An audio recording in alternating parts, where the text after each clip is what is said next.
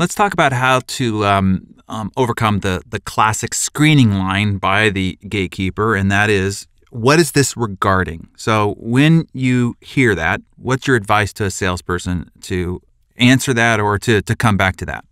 In my early days, I would say that it was a business matter of a personal nature.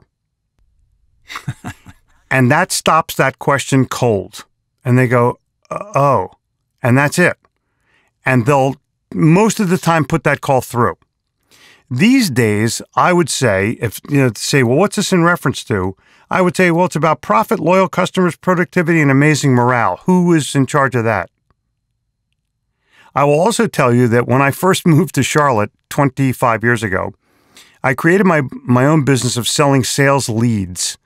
And I had databases, which were almost unheard of in those days, of all the new homeowners and the building permits and the corporate names and fictitious names. And I would go around to offices on a subscription basis and ask the gatekeeper, who's in charge of sales leads?